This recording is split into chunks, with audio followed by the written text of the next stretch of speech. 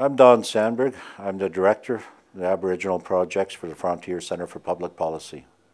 Many years ago, in my home reserve in Norway House, my mother attended residential school there. The building no longer stands, but she spent 3 years in that school and received a good education. Although it was not perfect, the government and some of the churches of the day thought it was best to try and remove the culture and the language of the people to integrate them into modern society or outside society as we see it. This did not work. We all know that nobody can ever take anybody's culture and language away from them. We spoke in places there where the church leaders could not hear us. We kept our language. We returned home every Christmas, every summer for holidays. You cannot take that culture away. Even though what they did was wrong, there are some people that did benefit from those schools and went on to become school teachers, priests, and so on. So we all have to look at both sides of this unfortunate era. In the North, there were no schools at the time. To receive an education, you had to attend an outside boarding school.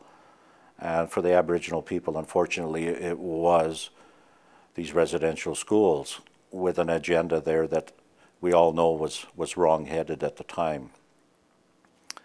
But then again, we also have to remember our Aboriginal people and the others that worked in these schools that sat up at night with the sick children and mended their clothes and looked after them and cared for them with a lot of love. Now, these people are also being lumped in with an era that was very unfortunate, as I said, and they should not be. They tried their best for our children out there. Today, we have settled with the Government of Canada and some of the churches for compensation for the abuses that took place in these residential schools.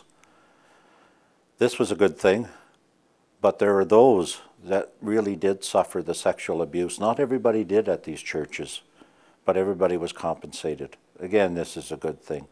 But we have to move on, help one another to heal. It's unfortunate that the government is looking at cutting the health and wellness program dollars out there.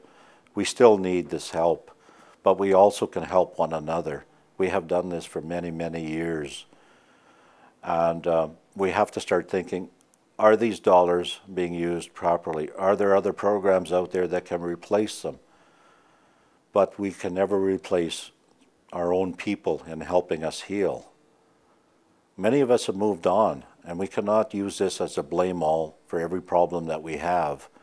It's unfortunate to hear of a fellow I talked to a few years ago saying, I'm an alcoholic today because my mother attended residential school. This took me aback a bit, and I thought, your mother attended residential school, surely it had some effect on you. But most people can grab themselves by the bootstraps and pick themselves up and say, I'm not going to stay here and I'm not going to dwell on this, I'm going to move forward. And we have to start thinking forward. We can't use something that happened in the past as a blame all for all the problems that we have out there today. Thank you for listening to me today.